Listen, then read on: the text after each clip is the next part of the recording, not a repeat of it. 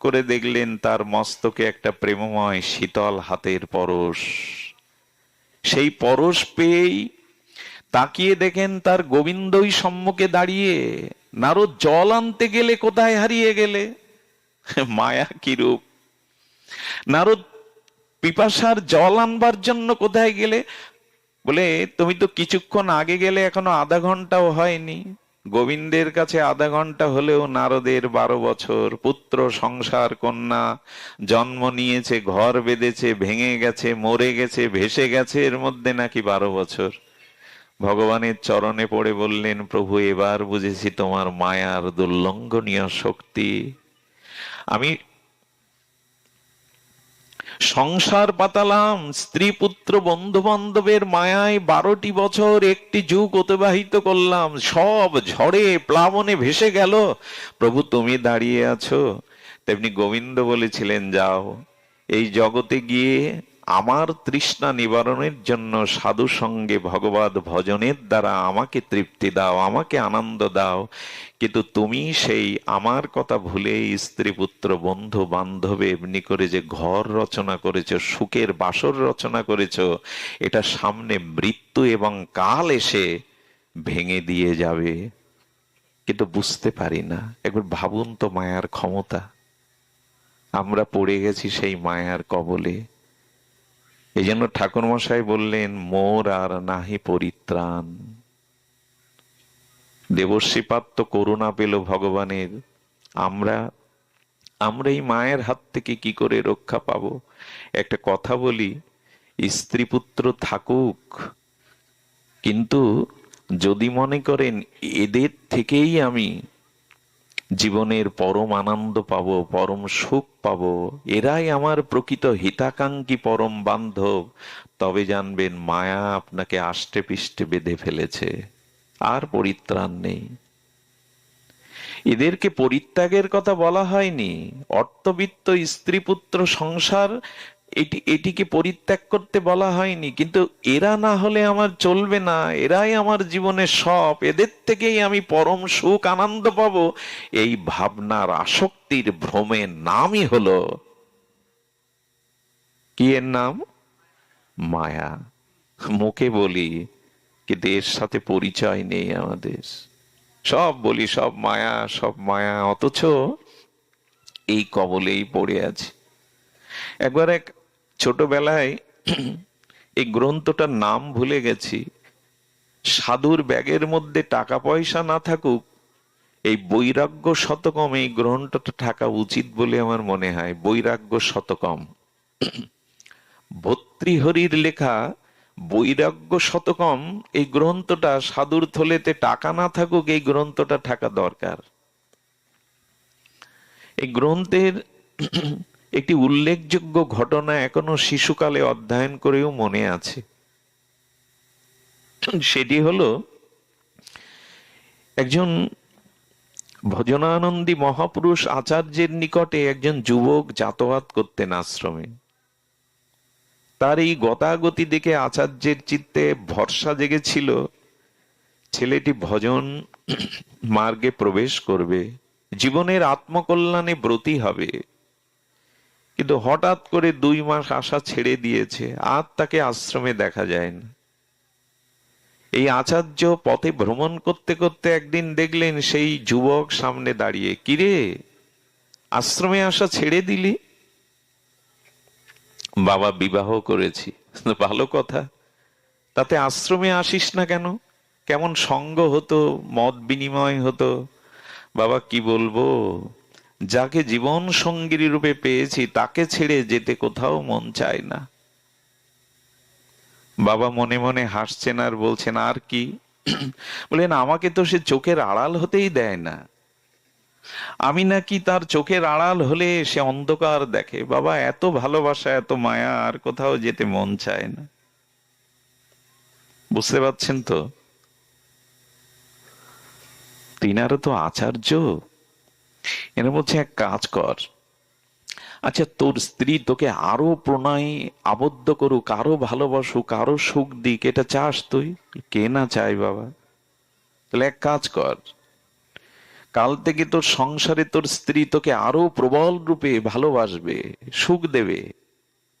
আমি তোকে একটা যৌগিক ক্রিয়া ধ্যান শিখিয়ে দিচ্ছি। সেই ধ্যানটা হলো প্রাণায়াম।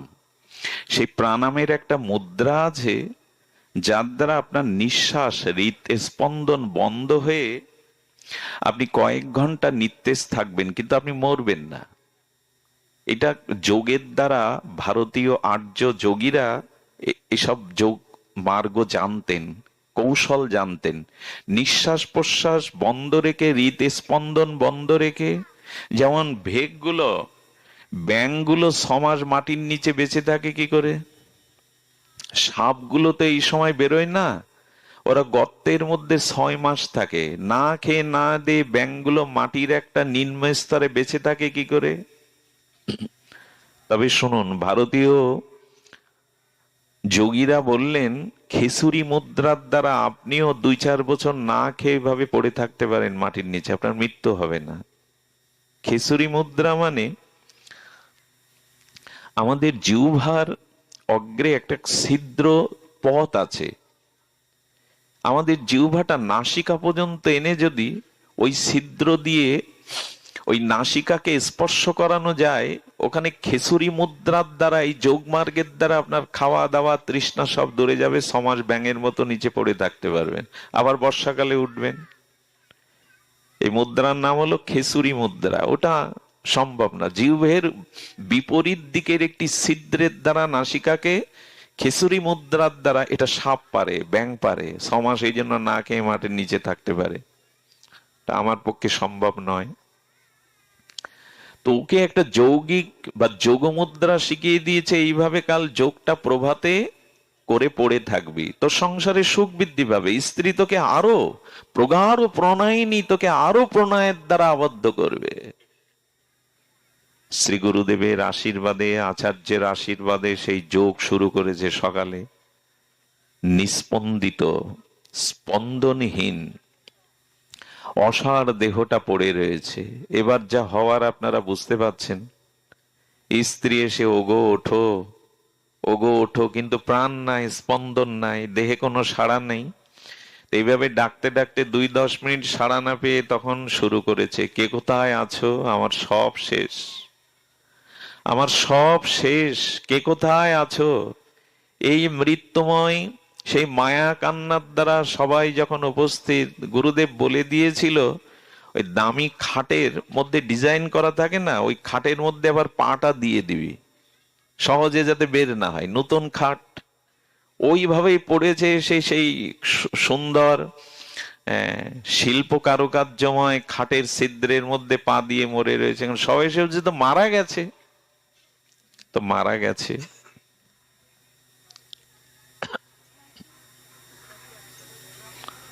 তো যখন মারা গেছে বলছেন, তখন কি হবে?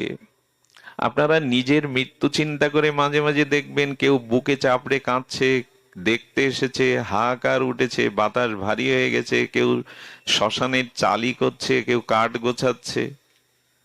তো এই দৃশ্যগুলোই তো মৃত্যুর পরে সবার ভাগ্যে ঘটে। স্ত্রী কাঁদছে, প্রলাপ বকছে, বলতে বলতে তাকে চিতায় নিয়ে যাওয়ার জন্য যখন প্রস্তুতি নিয়েছে, আমার সব গেল, আমার সব গেল। আচার্য এসে বলছেন, উনি তো ঘটনা ঘটিয়েছেন, আচার্য এসে বলছেন, মা কাঁদিস না, তোর স্বামীর প্রাণ ফিরে পাবে, কাঁদিস না। বাবা, বাবা বাঁচিয়ে দিন, আমার জীবনের বিনিময় হলে, আমার প্রাণ দিয়ে হলো আমার পতিদেবতাকে বাঁচিয়ে দিন। বললেন, নে মা, এই প্রসাদী ফুলটা তুই খেয়ে নে, তুই খেলে তোর আত্মাটা তোর স্বামীর মধ্যে গিয়ে বেঁচে যাবে, তুই মরে যাবি। জোরে বললেন, তুই মরে যাবি, নে। প্রথমত ওর কান্না থেমে গেছে, দ্বিতীয়ত বড় বড় চোখ দিয়ে বাবার দিকে তাকিয়েছে। নে না মা, এটা তুই সেবন কর, তোর আত্মা তোর স্বামীর ভিতরে গিয়ে বেঁচে যাবে, তুই মারা যাবি, নে। কান্না তো থেমেছে, বড় বড় বিস্ময়কর চোখ দিয়ে তাকিয়ে বলছে, কিরে মা? বাবা, যে গেছে তাকে যেতে দিন, আমি আছি, আমি সংসার সামলাই। ও কিন্তু শুনছে, ওর কিন্তু বাইরের কথাগুলো ভেতরে যাচ্ছে। কালকে বলেছিল আমার চোখের আড়াল হতে দেয় না, এমন ভালোবাসা যে আমারও কোথায় যেতে মন চায় না। একটু অর্ধেক বোঝা যায় কি মায়ের স্বরূপ? না, বুঝলে এরকম জড়িয়ে থাকতাম না, পরিত্রাণের পথ খুঁজতাম। বসুন, আপনারা বসুন। 1 ঘন্টা পাঠ হয়ে গেলে চলে এসছেন, এখন আর কি করবেন, বসুন। জয় রাধে। তো বলছে বাবা যে গেছে তাকে যেতে দিন। ওই একটু আগে যে বলছিলি আমার প্রাণের বিনিময় আমার প্রতির প্রাণ ফিরিয়ে দিন, আমি বাঁচতে চাই না, কি নিয়ে বাঁচবো? বলো বাবা ওই কান্না তো সবাই কাঁদে। দেখবেন ওই সবাই বলে জগৎ সংসার যে কত বড় অভিনয়ের যাত্রা মঞ্চ, এটা এটা যদি বুঝতাম এভাবে পড়ে থাকতে পারতাম না ভগবানকে ভুলে। এটা রঙিন রঙ্গমঞ্চ, এটা রঙিন রঙ্গমঞ্চ। বুঝতে পারি না, বুঝতে পারি না, ইহারে করিয়া জয় এড়ানো না যায়। বলি ঠিক আছে মা, তাহলে সৎকারের ব্যবস্থা করি। পাটা যখন টানছে চালিতে নেবে বলে, পা তো সেই সুন্দর করে খাট তৈরি করা ডিজাইন ওর মধ্যে বাঁধানো। বলে না, আর কি করার, খাটটাই ভাঙো। যেই খাটটা ভাঙার জন্য প্রস্তুতি নিয়েছে, স্ত্রী বলছে বাবা কয়েকদিন আগে তৈরি করা এত দামি খাট, আর যে খাট নূতন করে করবে সে তো চলে গেল, আর তো খাট কেউ করে দিতে পারবে না। একটু পরে তো পোড়াতে হবে, খাট না ভেঙে পাটাই ভেঙে চুরে কেটে নিয়ে এলে হয় না? আমরা তো হাসছি, ভালোই লাগছে শুনতে, কিন্তু না, এটা আমাদেরই এই বহিরঙ্গা মায়ার প্রহেলিকা। তখন গুরুজি আচার্যজি ওর চেতনা ফিরিয়ে দিয়ে বললেন একটা কথায়, আপনাদেরও কথাটা হৃদয়ে পৌঁছাক। কিরে, সংসারে আরো সুখ চাস? স্ত্রী পুত্র বান্ধব যত মরি যায় শত শত, আপনারে হও সাবধান। আমরা সাবধান হইনি। আমরা আচার্যের বাণী, শ্রী গুরুদেবের বাণী শ্রবণ করিনি। এখানে অল্প দিনের জন্য এসে এদের এই বহিরঙ্গা মায়াতে নিজেকে আবিষ্ট করে রেখেছি। ইহারে করিয়া জয় এড়ানো না যায়। এজন্য আমি পরিত্রাণের পথে 2টি অন্তরায় বলেছিলাম। একটি হলো কি বলেছিলাম?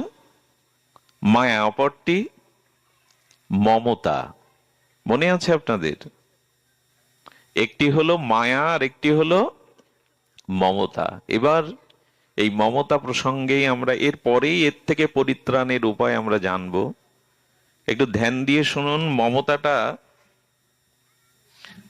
মমতাটা একটু ধ্যান দিয়ে শুনতে হবে। একটু হৃৎকর্ণ মানে হৃদয় এবং কর্ণকে সংযুক্ত করে শুনতে হবে। মমতা, এজন্য মমতা, মায়াকে আমরা একটু পরিচয় করিয়ে নিলাম। ভ্রম, চলচ্চিত্রের পর্দায় সাগর দেখলেও পর্দা ভেজে না, টিভির পর্দায় দাও দাও করে অগ্নিজ্বালা দেখলেও টিভি পড়ে না, এটা ভ্রম। মরুভূমিতে তৃষ্ণার্ত ব্যক্তি জলের জন্য ওই তরঙ্গায়িত সরোবর মনে করে, নদী মনে করে ছুটে গিয়ে দেখে আরো বালু, আরো তাপ, আরো তৃষ্ণা। তেমনি সংসারে আজ পর্যন্ত, আচ্ছা মায়ার কথাটা বলতে বলতে শেষ হয় না, কারণ মায়ায় পড়ে আছি তো, মায়াময় সংসারে, মায়াময় জগতে, মায়ার ত্রিগুণের মধ্যে পড়ে আছি তো। আচ্ছা, আমার পিতা যে চাকরি, ব্যবসা, টাকা, স্ত্রী, পুত্র, ঘর বেঁধে সংসার করে জন্মালো, মরল, আমার প্রীতি পুরুষও তাই করে গেছে। 1000 বছর আগে আমার প্রীতি পুরুষও তাই করেছে, আয় করেছে, জীবিকা অর্জন করেছে, ঘর বেঁধেছে, স্ত্রী পুত্র ছিল, আমিও তাই করে যাচ্ছি। এইভাবে 1000 বছর, যুগ যুগান্তর চলবে, এর কোনো নিষ্কৃতি নাই। বলো এই জন্য তো পরিত্রাণের উপায় খুঁজতে হয়, যে এই পিতা করে গেছে, প্রপিতা করে গেছে, পূর্বপুরুষ করে গেছে, লক্ষ কোটি জন্ম ধরে এই করছি, কিন্তু এর পরিত্রাণ কোথায়? এর পরিত্রাণ কোথায়? আরেকটি হলো মমতা। খুব লক্ষ্য করে শব্দের দিকে ধ্যান দিতে হবে। মমতার পরিচয় আমরা এবার কিঞ্চিত নেব। দেখুন, একটি কথা বলি, শ্রী ভগবান ভজন বা ভগবান ব্যতীত সংসারে কারো প্রতি যদি অতিরিক্ত মমতা, আপনি অতিরিক্ত আসক্তি, অতিরিক্ত মমতা দিয়ে বসেন, তবে শাস্ত্রে বলেছে আপনার পরিত্রাণ নাই, আপনার আত্মকল্যাণ নাই। দেখুন, মানুষের সর্বশ্রেষ্ঠ সেটি হলো মতি বা বুদ্ধি। এই জন্য সরসজ্জায় পিতামহ ভীষ্ম শ্রী গোবিন্দকে বলেছিলেন, প্রভু আমার একটি সুকন্যা আছে, আমি সেই কন্যাকে আপনার কাছে সম্প্রদান করতে চাই। ভীষ্ম আজন্ম ব্রহ্মচারী, পিতামহ তপস্বী, মহাজ্ঞানী, তিনি তো দ্বার পরিগ্রহ করেননি, বিবাহ করেননি, তো তিনি কন্যা গোবিন্দকে কি দান করবেন? তিনি বললেন, সর্বশ্রেষ্ঠ আমার মধ্যে যে আমার বুদ্ধি, সেই বুদ্ধি বা মতিরূপ কন্যাকে আমি আপনার চরণে দিলাম। পিতামহ জানিয়ে গেলেন, যদি ভগবানকে কিছু দিতে হয়, বুদ্ধিটা অর্পণ করো তাকে।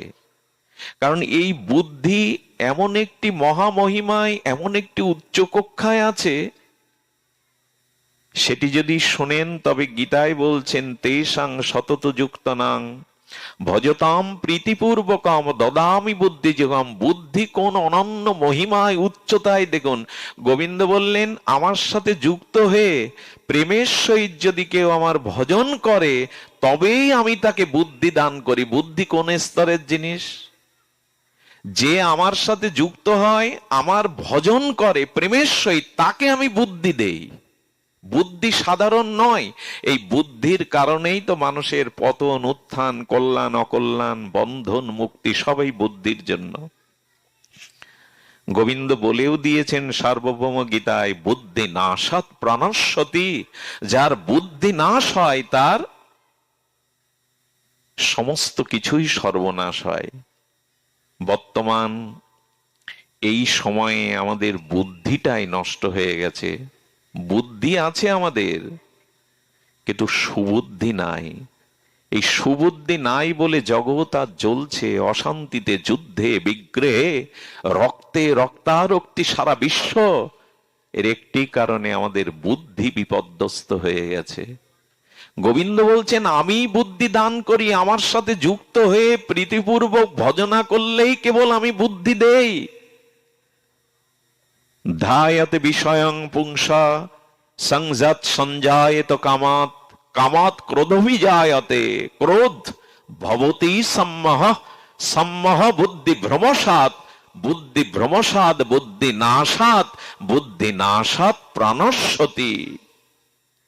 তোমার যখনই বুদ্ধি নাশ হবে, তখন তোমার বিনাশ হবেই হবে। আর এই বুদ্ধি শুদ্ধ থাকে না, বুদ্ধির নির্মলতা থাকে না, বুদ্ধির শুদ্ধতা থাকে না। বুদ্ধির মধ্যে দূষিত বুদ্ধি এসে যায়, অপবুদ্ধি এসে যায়, বুদ্ধির মধ্যে মল, মলিনতা এসে যায়। যখনই সংসারে ভগবান ছেড়ে, শ্রী গুরু ছেড়ে, ভজন ছেড়ে অন্য কারো প্রতি অতিরিক্ত মমতা চলে যায়, এই মমতাই বুদ্ধিকে গ্রাস করে, মমতাই বুদ্ধিকে দূষণ করে, মলিন করে।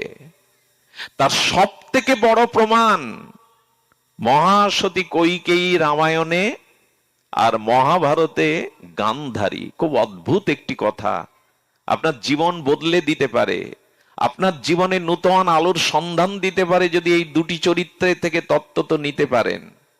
কৈকেয়ী এবং গান্ধারী। ব্যাসদেব এবং মহাকবি বাল্মীকি দেখালেন, কারো প্রতি অতিরিক্ত মমতা আনতে যেও না সংসারে, বুদ্ধি নির্মলতা হারিয়ে ফেলবে, বুদ্ধির মল আসবে, এবং এই বুদ্ধি নাশেই তোমার বিনাশ ঘটবে। কোনো কিছু অতিরিক্ত চিন্তা আসক্তি আনতে যেও না সংসারের কোনো বস্তুতে। শুনুন তাহলে। আচ্ছা, সন্ধ্যায় একটি নদীতে স্নান করলে মহাযোগ এসেছে, মহাপাবনী যোগ, মহাপূর্ণময় যোগ। আপনারা জানেন যেমন নাঙ্গল বন্ধে স্নানের যোগ হয়, হয় কি না? গঙ্গাসাগরে স্নানের যোগ হয়।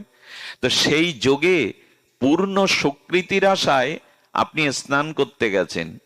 তো স্নান করতে গিয়ে দেখছেন আবার এই পবিত্র স্নান যোগে স্নানের জন্য সিঁড়ি করে দেওয়া আছে। তো সিঁড়ি পেয়ে তো আপনার আনন্দ হলো, সিঁড়ি বেয়েই তো নামা যাবে নদীতে।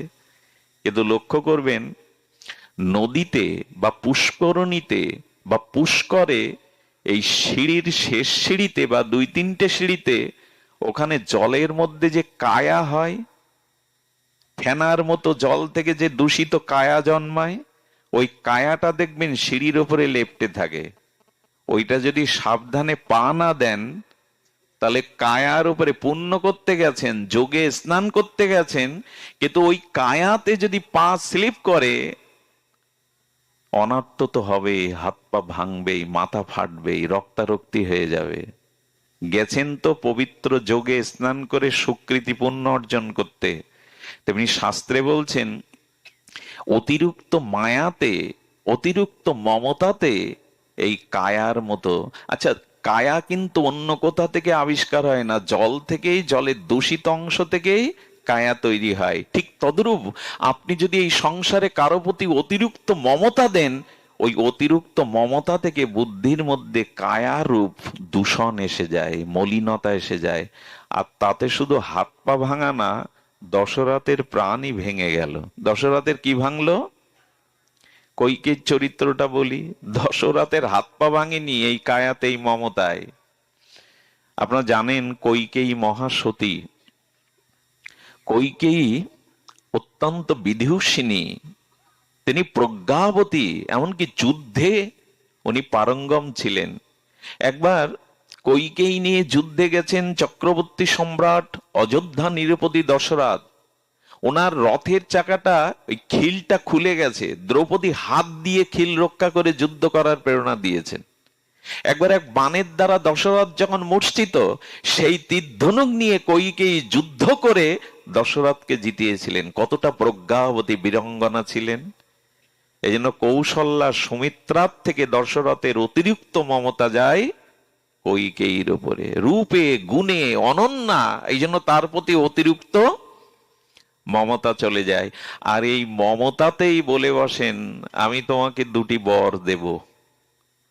অতিরিক্ত মমতা আসলে তার জন্য মানুষ সবকিছু দিতে রাজি হয়। মমতায় তার প্রতি এমন আবেশ এনে দেয়। আপনারা জানেন কইকেয়ী সতী, স্বামী পরায়ণা, বিদুষিনী, প্রজ্ঞাবতী। এমনকি বলা যায় কৌশল্যার কোলে যতটা রাম না উঠেছে, কইকেয়ীর কোলে ততোধিক বেশি উঠেছে। রামকে যখন কোথাও পাওয়া যেত না, কইকেয়ীর ঘরে গেলে কইকেয়ীর কোলে পাওয়া যেত। এই জন্য রাজ্য অভিষেকের দিন ঠিক করলেন দশরথ। তিনি গুরু বশিষ্ঠের কাছে শুভ নির্ঘণ্ট ঠিক করে রাজ্য অভিষেকের দিন ঠিক করলেন। আচ্ছা, সেই দিন দশরথের ওই মমতার সিঁড়িতে পড়ে হাত পা ভাঙেনি, প্রাণ ভেঙে গেল। অতিরিক্ত মমতা কি করে বাল্মীকি আমাদের চোখে আঙুল দিয়ে দেখাচ্ছে। এই দেখো, কইকেয়ীর প্রতি অতিরিক্ত মমতায় কি হয়ে গেল। আচ্ছা, কইকেয়ীর বুদ্ধি তো শুদ্ধ ছিল। রাম রাজা হবে, মালা গাচ্ছে, গুনগুন করে গান গাচ্ছে, আমার রাজা, আমার রাম রাজা হবে, অযোধ্যার সিংহাসনে বসবে। কিন্তু আমাদের বুদ্ধিকে নষ্ট করার জন্য অসৎ সঙ্গই যথেষ্ট। ওখানে মন্থরার প্রবেশ ঘটল। কার? মন্থরা বলল কইকেয়ী, এত বুদ্ধি তোমার, এত দূরদৃষ্টি সম্পন্না তুমি, কিন্তু তোমার বুদ্ধি এত কাঁচা। আরে পেটে না ধরলে কি সে সন্তান হয়? দেহ থেকে না বেরোলে, গর্ভ থেকে না আসলে সে কি সন্তান হয়? অন্যের পেটের সন্তান যতই সন্তান মনে করো, সে তোমার সন্তান, ঢুকিয়ে দিল বুদ্ধি। বুদ্ধির 12টা বাজিয়ে দিল। পেট থেকে যে আসে সেই তো সন্তান।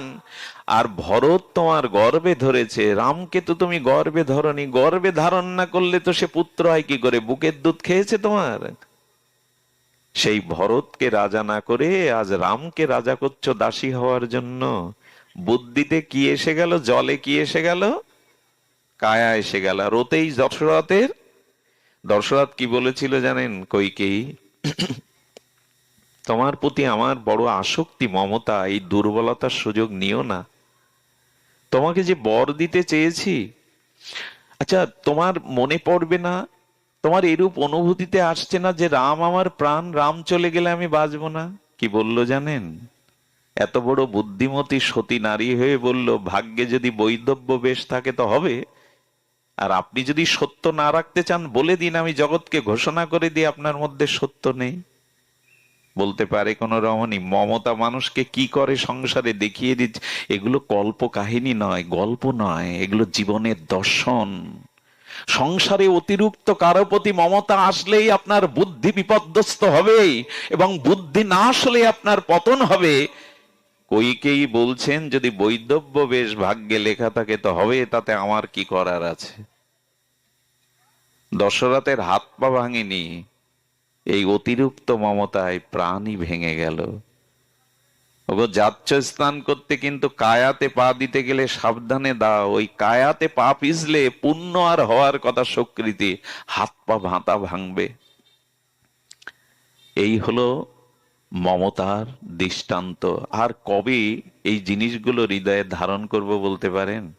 প্রভু, তোমার প্রতি মমতা আসক্তি না দিয়ে যাদের প্রতি দিয়েছি তাদের দশা তো এই। কইকেই অযোধ্যায় আগুন লাগিয়ে দিল। কেউ কেউ বলে কইকেই ভালোর জন্য পাঠিয়েছিল, অমুক তমুক নয়। এই মন্থরার বুদ্ধিতে যখন সুবুদ্ধি সম্পন্না মহাবিদুষিনী মহাসতী কইকেই স্বামীর মৃত্যুর কারণ, ভগবানকে বনবাসের কারণ হয়ে দেখা দিল। একমাত্র বুদ্ধি নাশ হলেই মানুষের বিনাশ ঘটে, এই তার প্রমাণ। অতিরিক্ত আসক্তি কারো প্রতি রাখাটা এই তার প্রমাণ। আবার চলুন মহাভারতে, এটা অদ্ভুত কথা, অদ্ভুত মহিমা। আচ্ছা, আপনারা জানেন আমাদের মহাভারতে গান্ধারীর মতো সতী খুব কমই আছে। দেখুন, কুন্তির জীবনে একটা কলঙ্কের অধ্যায় রাখা হয়। তিনি কুমারী অবস্থায় সূর্যপুত্র কর্ণকে জন্ম দিয়েছিলেন, কিন্তু গান্ধারী, আজকের যা আফগানিস্তান, এই আফগানটাকে গান্ধার প্রদেশ বলা হতো। এটা অখণ্ড ভারতের অংশ ছিল। এই গান্ধার প্রদেশের গান্ধার রাজার সুকন্যা ছিলেন আমাদের, কি নাম বললাম? গান্ধারী।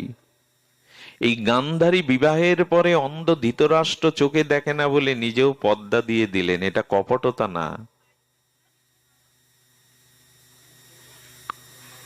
পর্দা দিয়ে দিলেন। আচ্ছা, স্বামী দেখে না বলে আমিও দেখে না। দেখুন, স্বামীর সুখে সুখী, স্বামীর দুঃখে দুঃখী, এটা পতিব্রতা নারীর একমাত্র ধর্ম।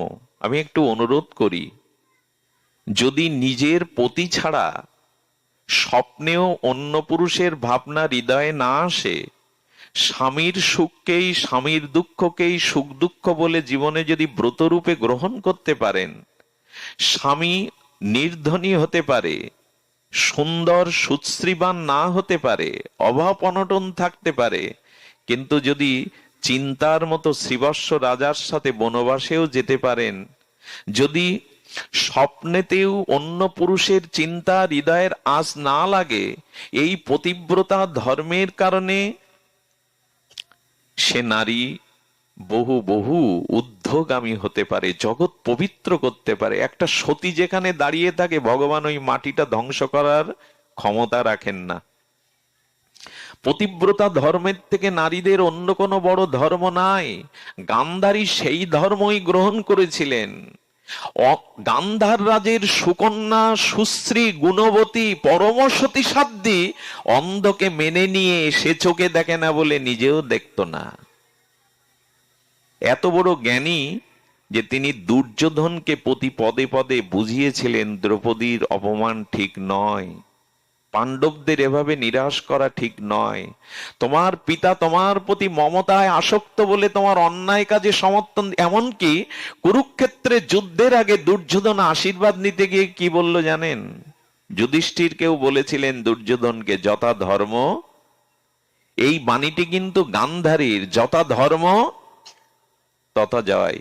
আচ্ছা লক্ষ্য করুন, এমন মহাসতী, তার পরিণতি এই মমতার দ্বারা কি হলো দেখুন। ভগবত আচার্যগণ, রসিকজন, তত্ত্বজ্ঞজন, যারা হরিকথার অমৃত সিঞ্চন করেছেন, তাদেরই ফেলালব উচ্ছিষ্ট পাথেয় করে সম্মুখস্থ মহাপ্রভুর প্রিয় অনুরাগী বৈষ্ণবজন, ভক্তজন, সন্তজন, মহতজন, সুধীজন, শ্রদ্ধাশীলা, ধর্মশীলা দেবী মূর্তি, ভক্তিময়ী মাতৃগণ, সমাগত সকল ভক্ত চরণে দিন অতি দিনের সশ্রদ্ধ দণ্ডবত প্রণতি।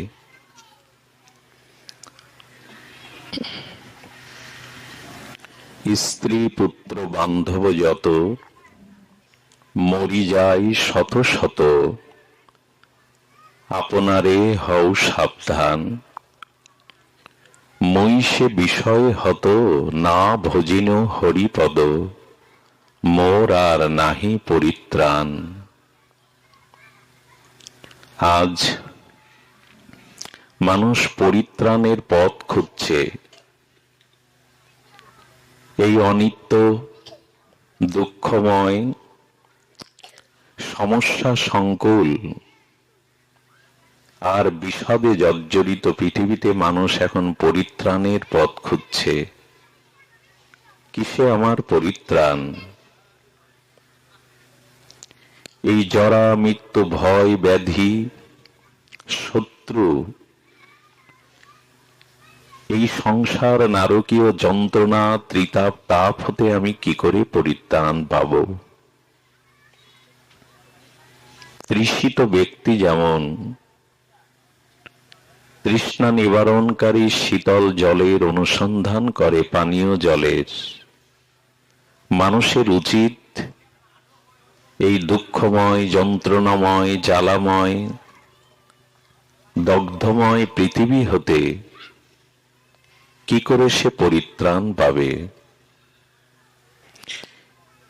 এই পরিত্রাণের পথায় অন্তরায় বা বাধা দুটি। সেই প্রসঙ্গে আজকের সাক্ষাৎকার পর্যালোচনা, আজকের ভাগবতীয় কথা। পরিত্রাণের পথে, আত্মকল্যাণের পথে, প্রেম ভক্তির পথে বাধা দুটি, অন্তরায় দুটি। একটির নাম মায়া, অন্যটির নাম মমতা। এই প্রসঙ্গে আজকের ভাগবতীয় সাক্ষাৎকার। প্রথমটি মায়া। লক্ষ্য করবেন, প্রায়শ মানুষ বলে সবই মায়াময়, সংসার মায়াতে জড়ানো। এই যে সবই মায়াময় যারা বলে, আমার মতো মাদিস্বজন তারা মায়াকে উপলব্ধি করতে পারেনি, মায়ার স্বরূপ জানতে পারেনি। মুখে বলতে হয় তাই বলে সবই মায়া। আসলে মায়া কি রূপ? মায়ার স্বরূপ কি? মায়া কাকে বলে? এ প্রসঙ্গে শাস্ত্রীয় ধারণা থাকা উচিত। আসুন জানতে চেষ্টা করি, পরিত্রাণের পথে, আত্মকল্যাণের পথে, প্রেম ভক্তির পথে অন্তরায় যে মায়া, তার স্বরূপ কি? মায়া শব্দে আচার্যগণ জানিয়েছেন, মায়া হলো ভ্রম। মায়া হলো ভ্রম। মায়া কায়াকৃত ছায়া। মায়া মানে ভ্রম, মায়া কায়াকৃত ছায়া। কায়া মানে শরীর। এই শরীরের অর্থাৎ এই বিম্বের একটি প্রতিবিম্ব ছায়া পড়ে। এখনই আপনার ছায়া পড়েছে এই আলোতে। তো ছায়ার আর কায়া বহুত বিস্তর পার্থক্য আছে। কায়ারূপ শরীরের ক্ষুধা তৃষ্ণা, আনন্দ দুঃখ অনুভূতি বা জরাব্যাধি আছে, কায়ার আছে। ছায়ার কি জরাব্যাধি, ছায়ার কি ক্ষুধা তৃষ্ণা আনন্দ দুঃখ অনুভূতি আছে? আছে কি? আমার দেহকে আঘাত করলে রক্ত মাংসের পিণ্ড ব্যথা অনুভব হতে পারে, কারণ আমার ভিতরে এখনো চেতনা, চৈতন্য, আত্মা স্বরূপ আছে। চেতনা আছে বিধায় শরীরে আঘাত করলে ব্যথা লাগতে পারে। ছায়াকে আঘাত করলে ব্যথা অনুভব হয় কি? হয় না। যদ্যপি আমার কায়া হতে ছায়া প্রতিফলিত হয়, দেহ থেকেই কায়াটা আসে, কিন্তু কায়ার ধর্ম আর ছায়ার ধর্ম এক কি? খুব ধ্যান দিয়ে শুনতে হবে, মায়ার স্বরূপকে জানতে হবে। এই জন্য দেহ থেকে, কায়া থেকে যে ছায়া, যে প্রতিবিম্ব প্রতিফলিত হচ্ছে, সেটি কায়া এবং ছায়া এক নয়। তেমনি মায়া কিরূপ? মায়া হলো ভ্রম, যা আমাদের প্রবঞ্চনা করে, যা মিথ্যাকে সত্য করে প্রতিফলিত করায়। এজন্য মাদিশ জীব, শত রজতম, ভগবানের বহিরঙ্গা, এই তিন গুণ সমন্বিত মায়ার দ্বারা আমরা আবিষ্ট হয়ে আছি। মুখে বলি মায়া মায়া, কিন্তু মায়ার স্বরূপ, মায়ার তত্ত্ব বা মায়া কিরূপ, এটি জানতে হবে। কিরূপ? আচ্ছা, চলচ্চিত্রের পর্দায় একটি শহর দেখছেন, সমুদ্র দেখছেন, রেলগাড়ি দেখছেন, এবং টেলিভিশনের পর্দায় কোথাও আগুন ধরে গেছে, তার সরাসরি সম্প্রচার দেখছেন। কোনো কারখানাতে না লাগুক, যদি কখনো দুর্ঘটনাবশত অগ্নি দাহ হতে থাকে, সেটা সরাসরি সম্প্রচার করে। কিন্তু টিভির পর্দায় যে আগুন জ্বলাটা দেখছেন সরাসরি, চলচ্চিত্রের পর্দায় যে শহরটা দেখছেন, নদী দেখছেন, সাগর দেখছেন, রেলগাড়ি দেখছেন, এটা দেখছেন, তার অনুভূতিও হচ্ছে, কিন্তু ওটা কি সত্য? টিভির পর্দায় যে আগুন জ্বলছে, কোন সরাসরি সম্প্রচার করছে, কোন জায়গায় অগ্নিতে ফ্যাক্টরি পুড়ছে, তো টিভির আগুনটা কি সত্য? টেলিভিশনের পর্দায় বা চলচ্চিত্রের পর্দায় যে শহর, সাগর, নদীর, রেলগাড়ি দেখছেন, এ কি সত্য? সত্য যদি হতো, টিভির পর্দার আগুনে তো টিভিটাই পুড়ে যেত। টিভি তো পড়ে না, আগুনটা তো দাও দাও করে জ্বলছে। যদি ওটা সত্য আগুন হতো টিভির মধ্যে, টিভিটা পুড়ে যেত কিনা? চলচ্চিত্রের পর্দায় যে সাগর দেখছেন, তাতে পর্দা ভিজে যায়, তো ভিজে যায় কি? কিন্তু দেখছেন যে। তেমনি মায়া আমাদের ভ্রম করে দেখায়, যা সত্য নয় তাকে সত্য করে দেখায়, যার অস্তিত্ব নাই তাকে অস্তিত্ব করে দেখায়। সব থেকে বলা ভালো, যাতে দুঃখ আছে তাকে সুখ করে দেখায়। এরই নাম ভগবানের বহিরঙ্গা শক্তি, ত্রিগুণময়ী মায়া। আচার্যগণের অনুভূতি হল, কোন তৃষিত তৃষ্ণার্ত ব্যক্তির মরুভূমিতে জলতৃষ্ণায় বড় কাতর, পিপাসাক্ত উৎকণ্ঠা, প্রবল উৎকণ্ঠা পিপাসায়। তো সূর্যের কিরণে আর বিস্তর মরুভূমির বুকে দেখবেন দূরে তাকালে মনে হয় ওই বালুগুলো বাতাসে উঠছে, দেখে মনে হয় সামনে যেন সরোবরের তরঙ্গ, জলের তরঙ্গ বইছে।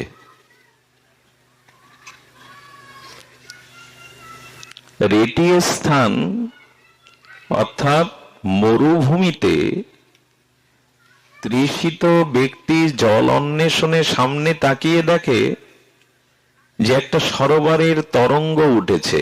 এটা দেখা যায় সূর্যের কিরণে, বাতাবরণে, সেই বাতাসে ধূলিকণা উঠছে আর মনে হচ্ছে ওখানে সরোবর বা নদীর তরঙ্গায়িত স্রোত। কিন্তু যত দূরে ছুটে যান ওই তৃষিত ব্যক্তি জল পানের জন্য, পিপাসা নিবারণের জন্য, মরুভূমিতে জল পাবে তো? মায়াকে ভালো করে বুঝি। এই যে স্ত্রী, পুত্র, বান্ধব, সজ্জন, সংসার, এগুলিকে নিজের মনে করি, এগুলিকে আপন মনে করি, এর থেকে সুখী হওয়ার চেষ্টা করি। কিন্তু স্ত্রী, পুত্র, বান্ধব, দেহগেয়, সংসার, এগুলি মায়ার দ্বারা আমাদের দুঃখকেই সুখ করে ভ্রম করে দেখায়। আচ্ছা, দর্পণের মধ্যবর্তী আমার দেহের যে প্রতিচ্ছবিটা, ছায়াটা পড়ে আয়নার মধ্যে, তো আয়নার মধ্যে আমি আমাকেই তো দেখি, কিন্তু আয়নার মধ্যে কোনো সুন্দরী রমণী তার কানে দুল পরাতে পারবে না, মুখে খাদ্য দিতে পারবে না। আয়নার মধ্যে আপনি মুখ দেখতে পাবেন, খাদ্য দিতে পারবেন? পারবেন কি? দর্পণের মধ্যে কোন সুন্দরী রমণী তার কানের দুল পরাতে পারবে তো? দেখছি নিজেকে দর্পণের মধ্যে, অথচ ওকে সাজানো যাবে না। ওর মুখ থাকলেও তাকে খাদ্যকণা তুলে দেওয়া যাবে না। তেমনি মায়া একটি ভ্রম।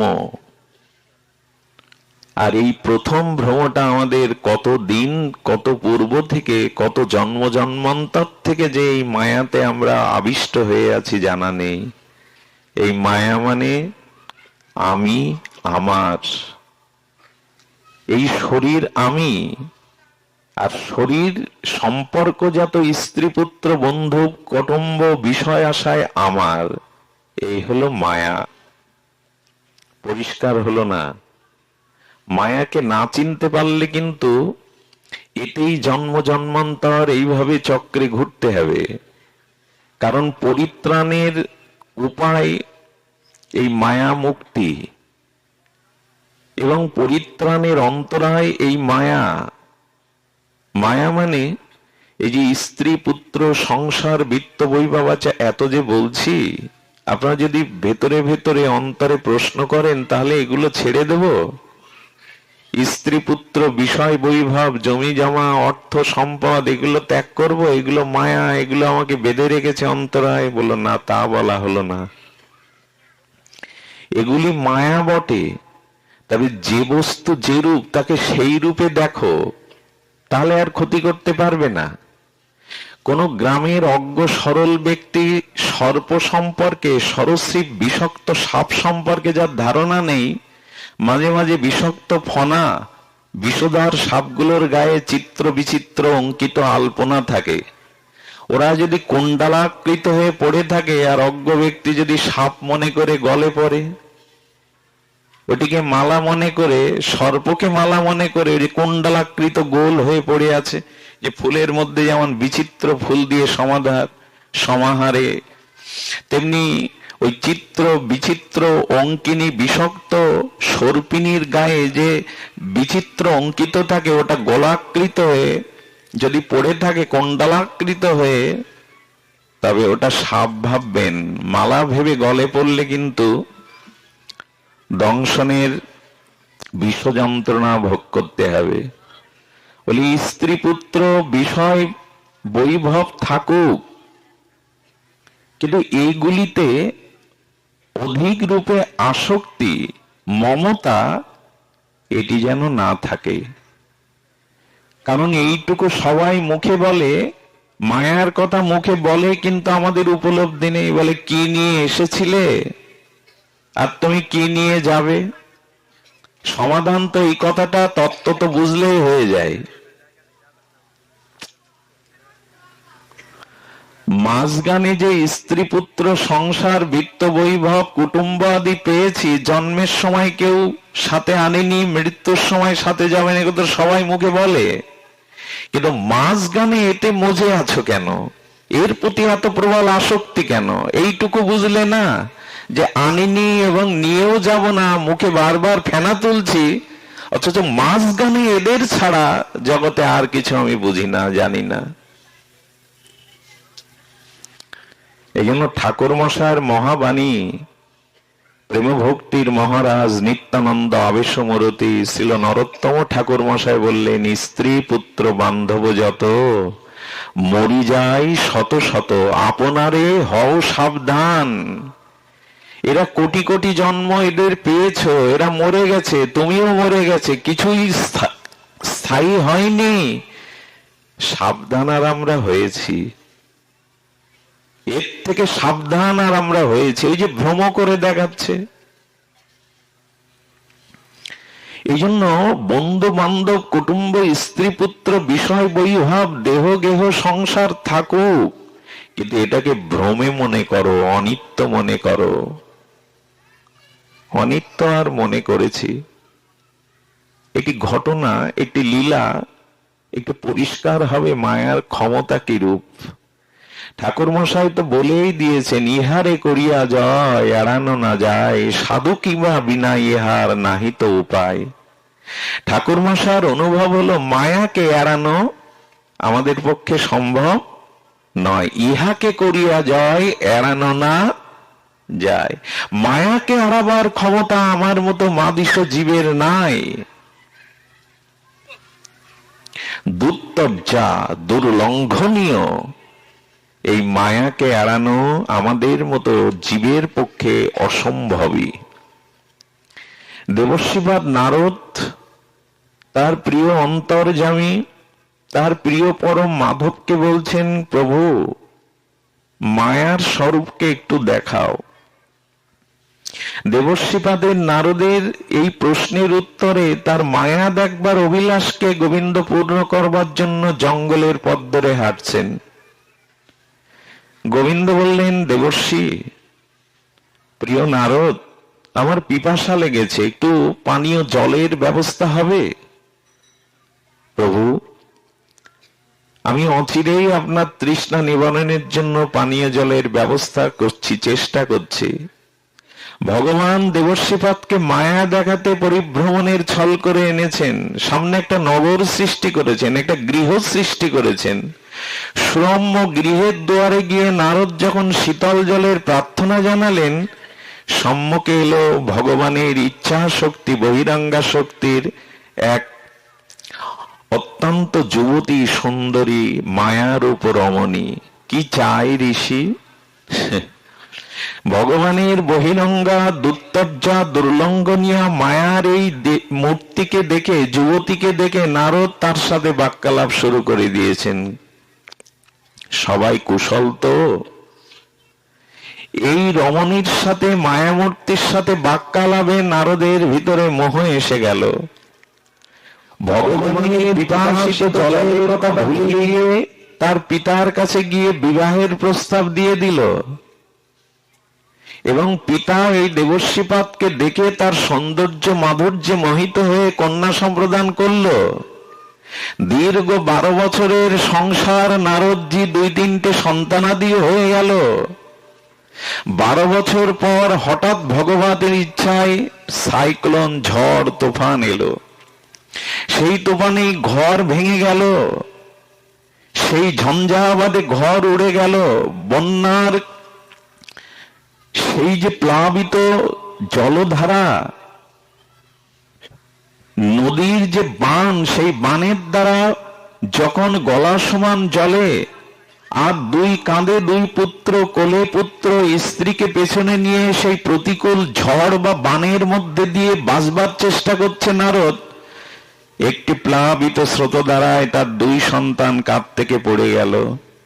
নারদ আরেকটি পুত্রকে জড়িয়ে ধরলেন, কিন্তু ভগবানের ইচ্ছা শক্তিতে সেও ভেসে গেল। পুত্র হারানোর মর্মোদ্যত যাতনায় নারদ হাহাকার করতে লাগলেন। বিষাদগ্রস্ত নারদের হাহাকারে আকাশ বাতাস যেন ভারী হয়ে উঠল। স্ত্রী অবলম্বন করে তাকে ধরেছিল বাহুপাশে, স্ত্রীকেও ভাসিয়ে নিয়ে গেল, ঘর গেল, সন্তান গেল, স্ত্রী গেল। হায় হায় করে দেবর্ষিবাদ নারদ কপাল চাপড়াচ্ছেন এবং নিজের এই দুঃখ যন্ত্রণা হাহাকার বিরহর কাতর হয়ে আছেন।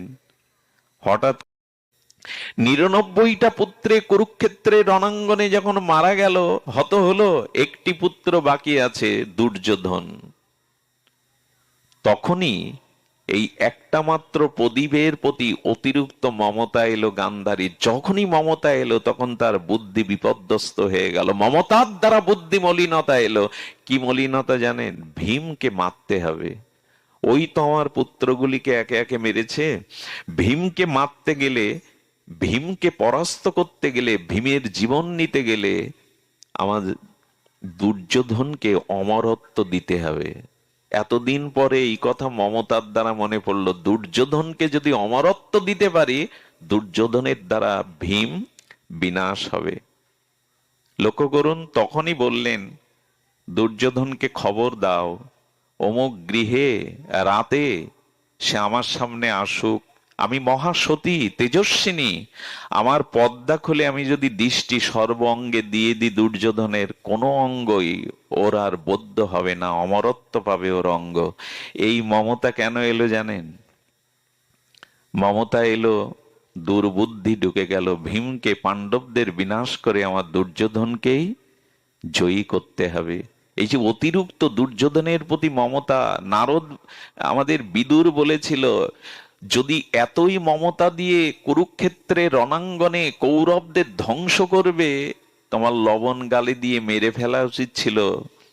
হ্যাঁ, গান্ধারী আজকের দিনে অতিরিক্ত সন্তানদের যেসব পিতামাতা মমতায় লালন করছেন, শাসন নেই, তাদের বিধিবিধান সদাচার নেই, যারা অতিরিক্ত মমতা দিচ্ছেন, লিখে রাখুন আপনার সর্বনাশের অধ্যায় সেই সন্তানই রচনা করবে।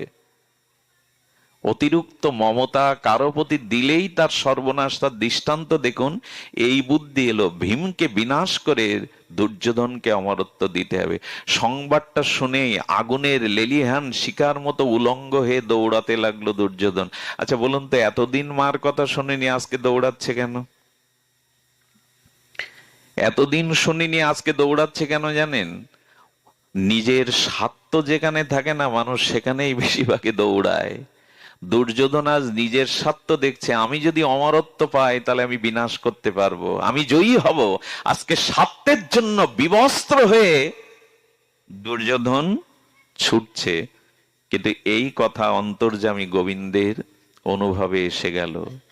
দেখুন, ভগবানের স্মরণ নিলে কি হয়। গোবিন্দ সামনে এসে যেই দেখা দিয়েছেন, অন্ধকারে নিজের লজ্জা ডাকবার জন্য দুর্যোধন জড়সড় হয়ে বসে গেছে। কৃষ্ণ ভগবান বললেন, দুর্যোধন, অন্যের বস্ত্র কেড়ে নেওয়ার অভ্যাস তোমার চিরদিনের, আজ তোমার বস্ত্র কে কেড়ে নিল?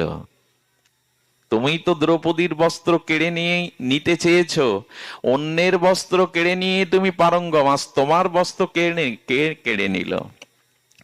লজ্জিত দুর্যোধন বলছেন, মায়ের কাছে যাচ্ছি। বললো, জানি তো, আর এই জন্য তো সতর্ক। দেখুন, বুদ্ধির দ্বারা কিভাবে ভগবান বলছেন, এই বুদ্ধি, সুবুদ্ধি প্রয়োজন, সুমেধা প্রয়োজন।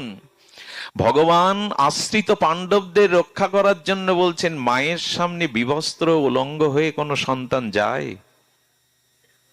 আচ্ছা, ওইখানে অনেকেই শুনেছেন কোনো পাতা বা কাপড় তার লজ্জাকে, উরুকে ঢেকে দিলেন।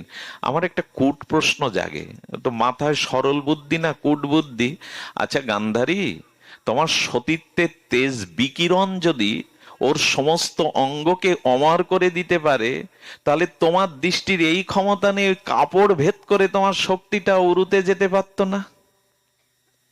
তাহলে আর কি শক্তি যে তোমার দৃষ্টি ভেদ করে একটা কাপড় ভেদ করতে পারছে না? কাপড় ভেদ করে তো উরুটাকেও আমার করে দিতে পারতে, কি তোমার দৃষ্টি? এর উত্তর কি জানেন? ভগবান যদি কাউকে রক্ষা করবার জন্য বস্ত্র দিয়ে দেয়, আবরণ, তা ভেদ করবার ক্ষমতা জগতে কার আছে?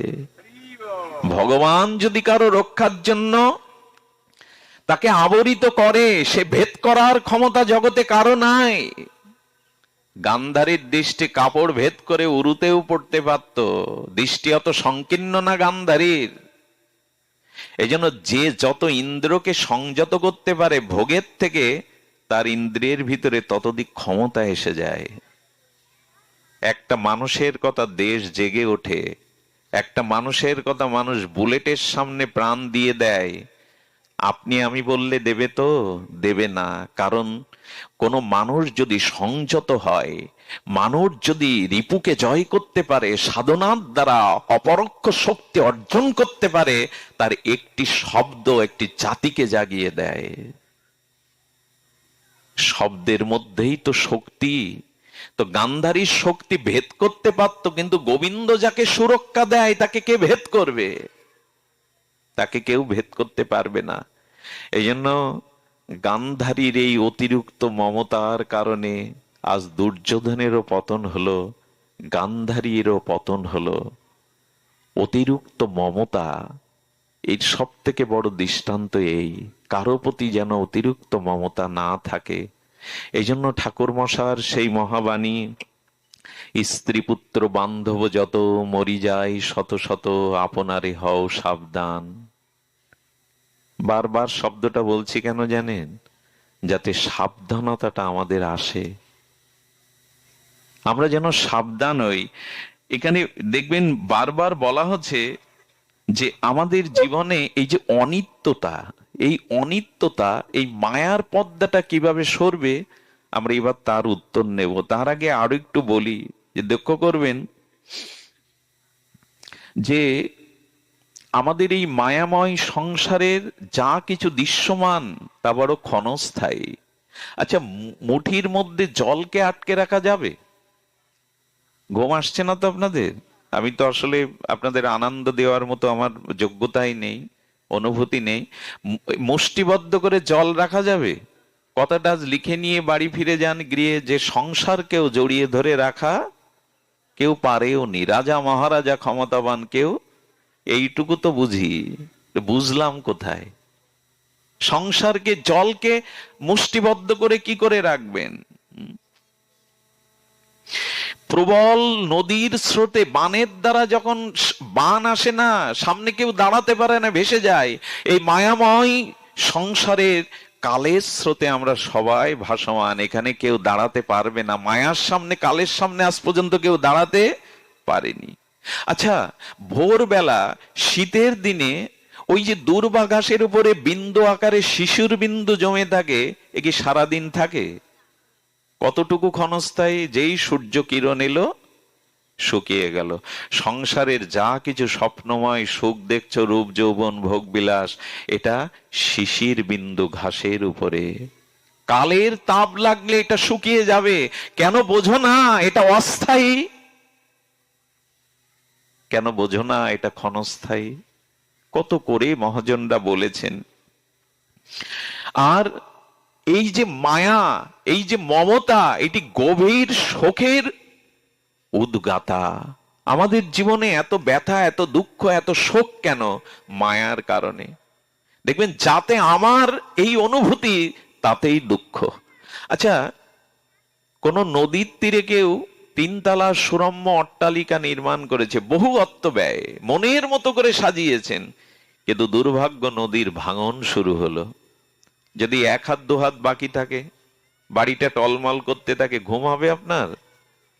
আচ্ছা, তখন যদি কেউ এসে ওই পুরো বাড়ির খরচ আপনাকে দিয়ে দলিল করে কিনে নেয়, কিনে নিল, যেদিন কিনে নিল তার 1 মিনিট পর থেকে ওই বাড়ির জন্য ভেঙে যাক আর গর্বে যাক, আপনার চিন্তা হবে? ঘুম হারাম হবে? এতদিন ঘুমোচ্ছিল না, এতদিন প্রতিটা ইটের কোনায় কোনায় ডিজাইনে শোক হচ্ছিল, এত সুন্দর করে গেলেন, আজ ভেঙে গেলেও শোক হচ্ছে না কেন? কথা বলুন। ওটা রেস্টি করে দেওয়ার পরে ওর সত্যটা, আর বাড়িটা আজ আমার এই যে আমার শব্দটা তুলে নিয়েছে, আর ভেঙে গেলেও শোক নেই। কিন্তু শোকটা কোথায় আসলো জানেন? ওই 10 লাখ টাকার মধ্যে। বাড়ি রাখলে ক্ষতি হবে না, তো কেউ দেখতে পায়নি তো তখন বাড়ির চিন্তাটা ঢুকলো কিসের মধ্যে? টাকার মধ্যে। রাত্রে ঘুমই হলো না। আচ্ছা, ব্যাংকে রাখার পরে ওই ব্যাংকে যদি পরের দিন অগ্নিতে দাহ হয়, ব্যাংকে লুট হয়, আপনার চিন্তা হবে? কারণ আপনার কাছে ব্যাংকের পাস বই আর চেক বই রয়ে গেছে।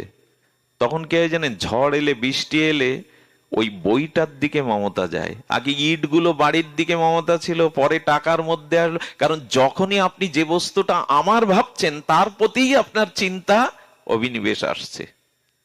যখন ওই চেক বইটা বৃষ্টি হচ্ছে কোথায় রাখলেন, ওর প্রতিই তো ধ্যান।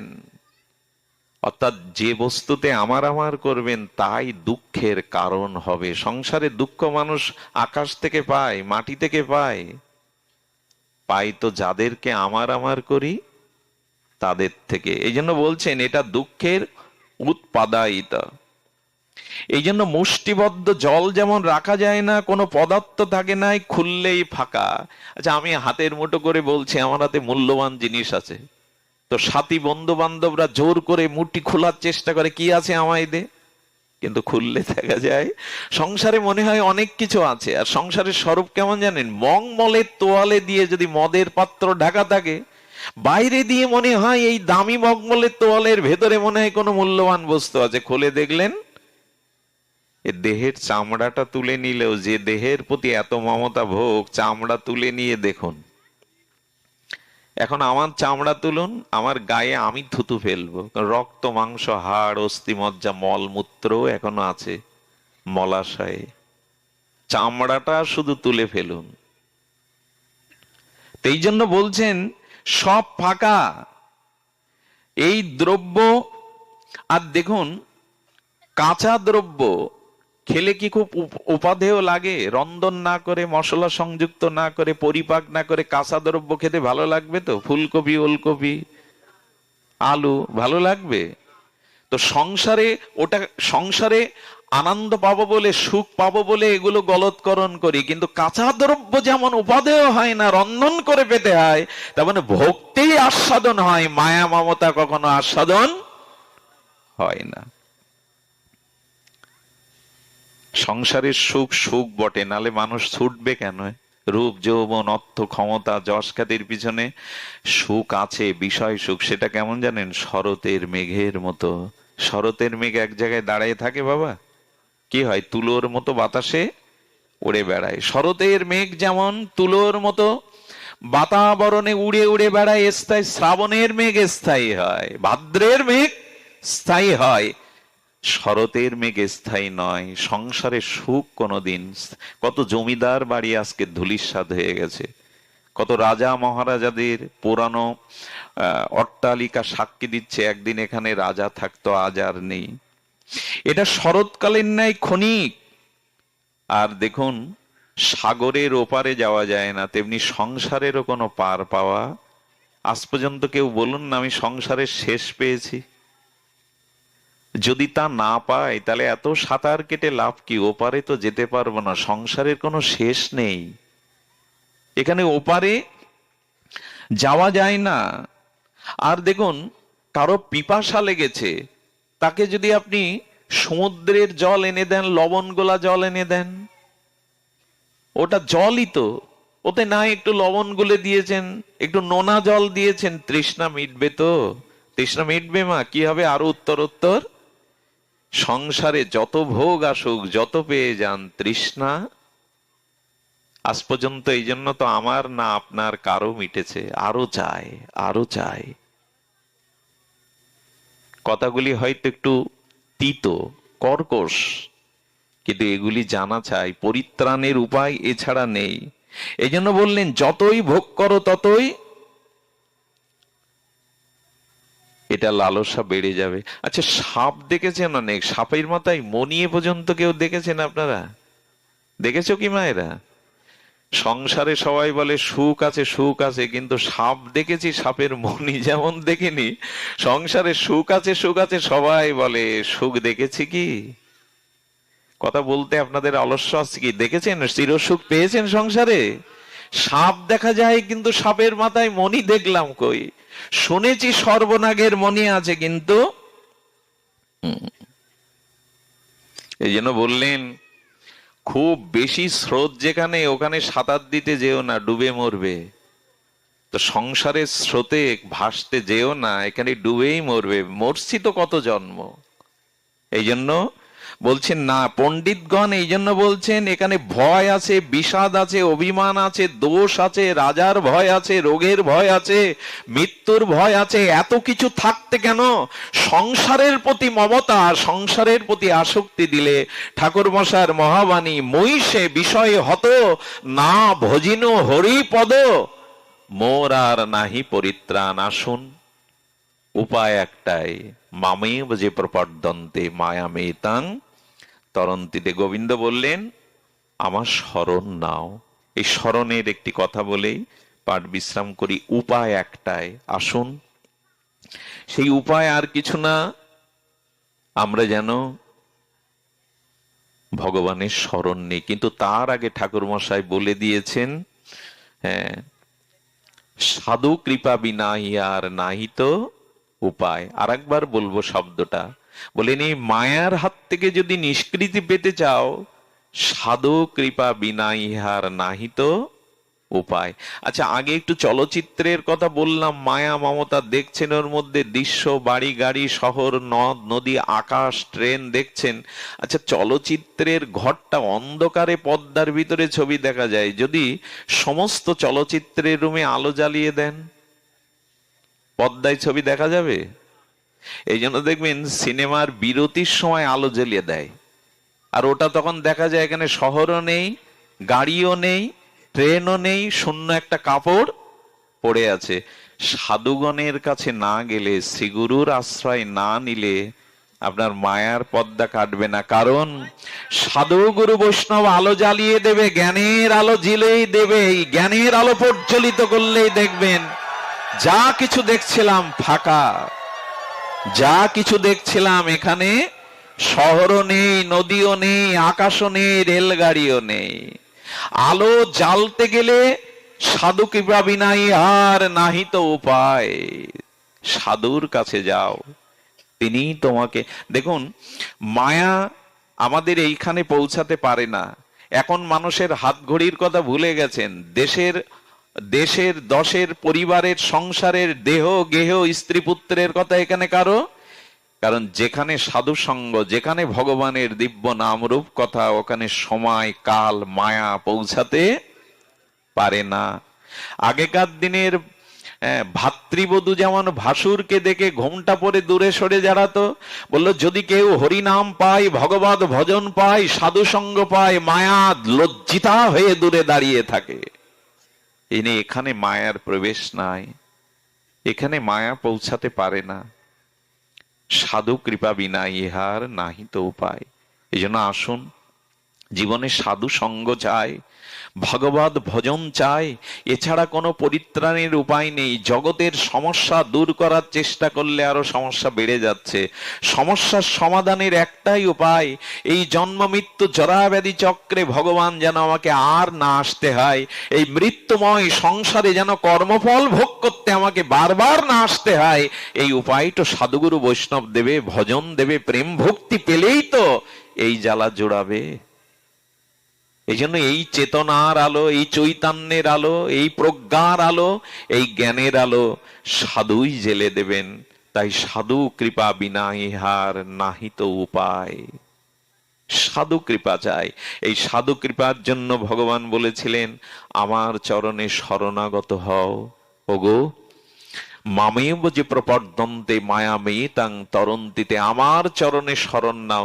আচ্ছা, আমি যদি পাপ করি, আমি অন্যায় করি, আমি যদি জন্ম জন্মান্তরের মায়া মমতার অধীন হই, গোবিন্দ আমাকে আশ্রয় দেবে তো? আমি তার চরণে গেলাম, আশ্রয় দেবে তো? আহা, আপনাদের মনে পড়ে বিভীষণ রাত্র দুপুরে, রাত 12টার সময় লঙ্কার এপারে এসে রামচন্দ্রের দুয়ারে এসে বললেন আমি শরণাগত নিতে এসেছি। মায়ার লাথি খেয়েছে, রাবণের লাথি খেয়েছে, বলে আমি রামের চরণে শরণাপন্ন হতে এসেছি। আমার মাঝে মাঝে মনে হয় বিভীষণের মতো আমারও লাথি খাওয়া উচিত মায়ার। যদি লাথি খেয়ে জ্ঞান হয়, এদের চরণ না, ভগবানের চরণে যাওয়াই উচিত। মাঝে মাঝে সমস্যা, দুঃখ, কষ্ট, যন্ত্রণা পাওয়া ভালো, এগুলো এড়িয়ে যাবেন না। এই মায়ার লাথি, দুঃখ, যন্ত্রণা, কষ্ট যত পাওয়া যাবে তত ভগবানের কথা স্মরণে আসবে। বিভীষণ রামচন্দ্রকে জেনেছিলেন, বিভীষণ ভজন করেছিলেন, রঘুপতি রাজীবলোচন জেনেছিলেন, কিন্তু রাবণের লাথি না খাওয়া পর্যন্ত প্রভুর চরণে উনি আসেননি। আমাদেরও লাথি খাওয়া ভালো। মাঝে মাঝে বলে কি আমার স্ত্রী মনের মতো হয়নি, কেউ কেউ বলে আমি স্বামীকে মনের মতো পাইনি। একজন আমাকে মাঝে মোবাইলে বলছে, বাবা কি স্বামী পেয়েছি, ভজন পথে অন্তরায় যেতে দেয় না, বাবা উপায় বলতে পারেন? আমার মহা দুর্ভাগা। আমি বললাম, মহা তোমার সৌভাগ্য, মহা সৌভাগ্য তোমার। বললেন, বাবা ঠাট্টা করে বলছেন, উপহাস করছেন? বললেন, না, দেখো স্বামী যদি ধর্মশীল হয়, সদাচার সম্পন্ন, ভজন পরায়ণ হয়, তাতে তো তোমার সৌভাগ্য বলতেই হবে। তবে যখন পাওনি, বিরক্তিকর, তখন তোমার মহা সৌভাগ্য কেন জানো? ওর প্রতি যে আসক্তি, টানটা ভালো হলে যেত, ভালো নয় বিধায়, মনের মতো নয় বিধায় ওর প্রতি যে আসক্তিটা দিতে পারোনি, ওটা একটু জগৎপতি ভগবানকে দাও না, জগৎপতি কৃষ্ণকে দাও না। বলে ওইটা যদি দিতে পারো তাহলে এই পতি তো মরে যাবে, এই পতি একদিন ছবি হয়ে টানিয়ে রাখতে হবে ঘরে, কিন্তু এই স্বামীর প্রতি যে মমতাটা ভালো হলে দিতে, ওই মমতা আসক্তিটা পরমপতি গোবিন্দকে দাও, উনি চিরদিনের মতো তোমাকে গ্রহণ করে নেবেন। এটা তো তোমার মহাভাগ্য। আচ্ছা, এইভাবে যদি ভাবা যায়, তাহলে পেলাম না বলে মানসিক রোগগ্রস্ত হওয়ার কারণ আছে? যার যেখানে অপ্রাপ্তি, শূন্যতা, ওইটা ভগবানকে দিন, ওখানে বসান। ভগবান বললেন, মাঝে মাঝে শূন্যস্থান তৈরি করি, ওখানে আমি বসবো বলে। পুত্র নেই, ওখানে আমাকে বসাও। মনের মতো স্বামী পাওনি তো কর্তব্য করো, কিন্তু মনটা, ভালোবাসাটা, অনুরাগটা জগৎপতি কৃষ্ণকে দাও গোপীদের মতো। যার যেখানে যেটুকু অভাব, শূন্যতা, ওটা আমাকে দাও, আমি ওখানে বসবার জন্য তোমার জীবনে শূন্যস্থান তৈরি করেছি। এভাবে ভাবলে দুঃখ আপনাকে কি দুঃখ দেবে? এভাবে ভাবতে শিখিনি। এই জন্য বুদ্ধি প্রয়োজন, সুবুদ্ধি প্রয়োজন, যে ভগবানের সব ইচ্ছায় আমাদের জন্য মঙ্গল। ভগবানের সব ইচ্ছাই জগতে কল্যাণকর। আজ বুঝতে না পারি, আগামীতে বুঝতে পারবো যা ঘটছে তার পেছনে কোথাও না কোথাও ঈশ্বরের মঙ্গলময় ইঙ্গিত আছে। আজকে যেটা বুঝতে, দেখুন সেই রাবণের লাথি খেয়ে বিভীষণ এলো, আগামীকাল লঙ্কার যুদ্ধ শুরু হবে, তার আগের দিনের মহাশত্রুর ভাই এসেছে রামের চরণে আশ্রয় নিতে। আশ্রয় দেবে তো রাম? কালকে যার সাথে যুদ্ধ, তার আপন ভাই যদি রাত 12টায় আপনার কাছে আছে, আপনার ভাবা উচিত না ও গুপ্তচর বৃত্তি করতে এসেছে, আমার দুর্বলতাটা জানতে এসেছে, তথ্য নিতে এসেছে? সঙ্গে সঙ্গে হনুমান গিয়ে যখন বলছেন, প্রভু বিভীষণ এসেছে আপনার দুয়ারে শরণাগতির জন্য, এটা বলেই পাঠ বিশ্রাম, মন দিয়ে শুনতে হবে। শুনছেন তো মন দিয়ে, আরেকটু মনোযোগ দিন। আমাদের এই ছাড়া দ্বিতীয় পথ খোলা নেই, এই ছাড়া আমাদের কোনো উপায় নেই। উপায়ন্তর এটাই, ভগবানের চরণে শরণাগতি। বিভীষণের কথা শুনে জাম্ববান সুগ্রীবকে ডেকে রঘুপতি রামচন্দ্র বললেন, রাজনৈতিক প্রজ্ঞা, রাজনৈতিক তোমাদের বিচার কি বলে, ওকে আশ্রয় দেওয়া উচিত? সুগ্রীব তখন বলছে, প্রভু শত্রুর ভাই যদি যুদ্ধের আগের রাত 12টায় আসে, ওকে বন্দি করে রাখা উচিত, যুদ্ধ শেষে ছেড়ে দেওয়া উচিত, এটাই রাজনীতি বলে। ভগবান দেখুন কথা কিভাবে বলতে হয়। আচ্ছা, আপনি একটা দুঃসংবাদ দিতে গেছেন কারো বাড়ি, মৃত্যুর সংবাদ, দেখেন ও খেতে বসেছে, গিয়েই কি দেওয়া উচিত? কথা কোথায় কিভাবে বলতে হয় এটি জানার নাম কলা। কখনো কোনো মুখে অন্নগ্রাস তোলা মানুষকে কোনো দুঃসংবাদ দিবেন, না খেয়েই হয়তো ছুটবে। এই জন্য ওকে খেতে দিন, 2 মিনিট অপেক্ষা করুন। এই জন্য কোথায় কথা কিভাবে বলতে হয় রামচন্দ্র বললেন, বাহ সুগ্রীব, বলিহারি রাজনৈতিক বুদ্ধি তোমার, ঠিকই তো বলেছ, কিন্তু সুগ্রীব তুমিও তো বালির ভাই, তোমাকে যদি আমি আশ্রয় দিতে পারি বিভীষণকে কেন দেব না? তুমি তো বালির ভাই, বালি তো, হ্যাঁ বালি তো তোমার সব কেড়ে নিয়েছিল, জেনেও আমি তো তোমাকে আশ্রয় দিয়েছিলাম। সুগ্রীব তখন মুখ নিচু করে ফেলেছে, সত্যিই তো, শত্রুর ভাইকে তো প্রভু আশ্রয় দিয়েছেন। দেখুন ভগবানের কি মহিমা।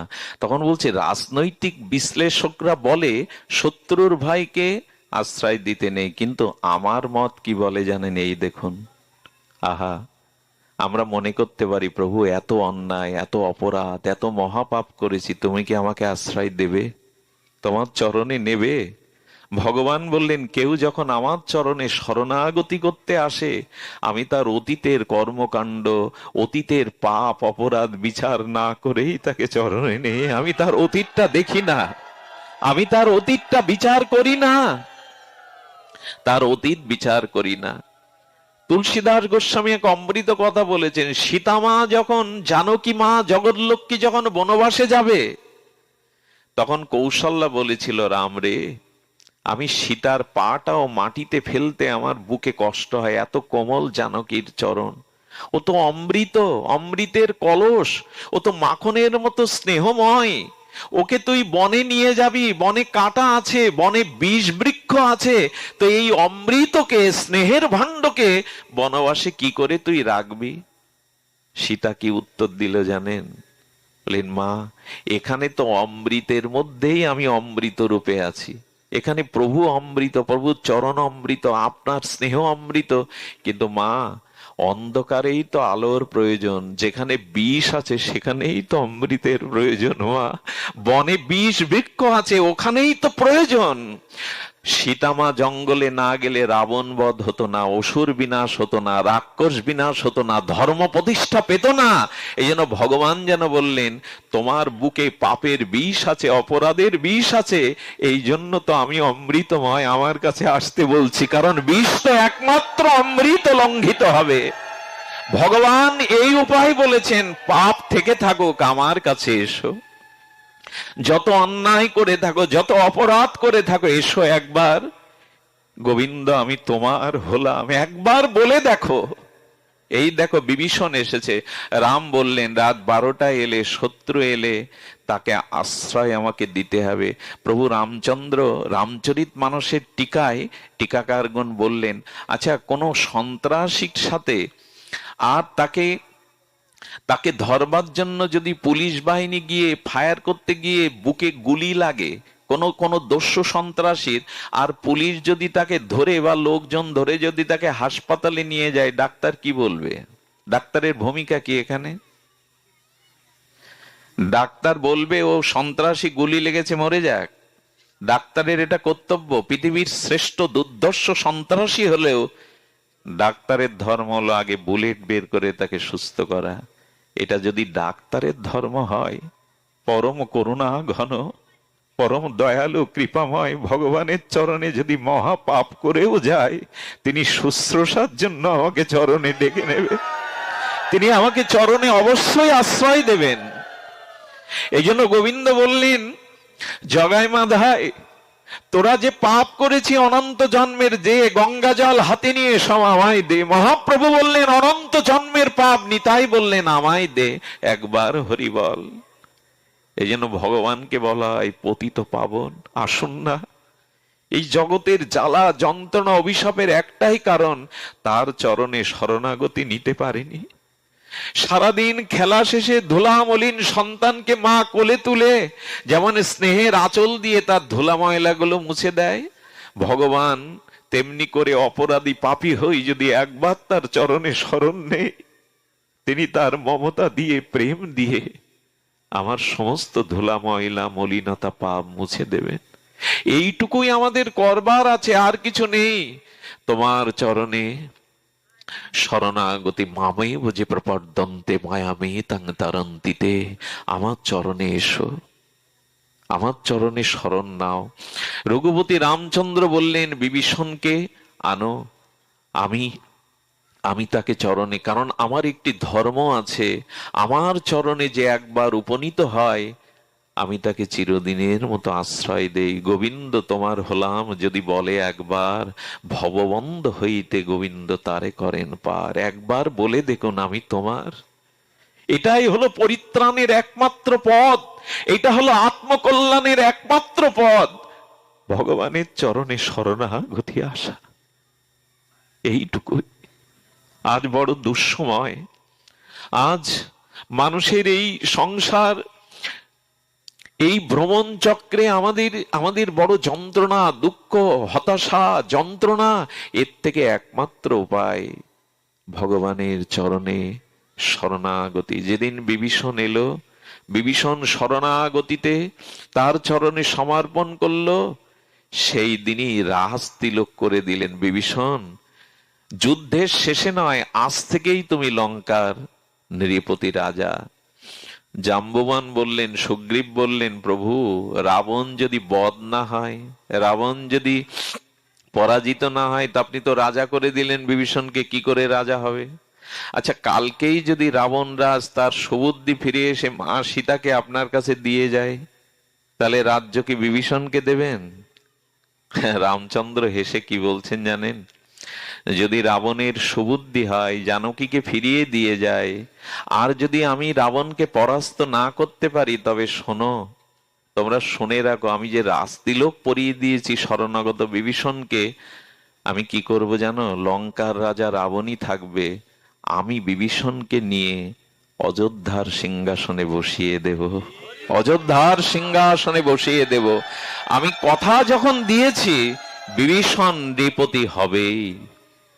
দেখুন, ভগবানের চরণে যারা যায়, রামচন্দ্র রঘুপতি রাজই বলেছেন, কাউকে দাস করতে চাননি। হনুমান তো দাস হয়েই ছিল ইচ্ছা করে।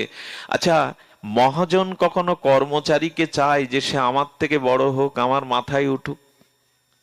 মহাজন সদা তার মানে তিনি সদালাপী হলে, তার ভিতরে সহৃদয়তা থাকলে চায় আমার কর্মচারীর উন্নতি হোক, কিন্তু কোনো মালিক চায় না আমাকে ছাড়িয়ে ওই মালিক হোক, আমি দাস হই।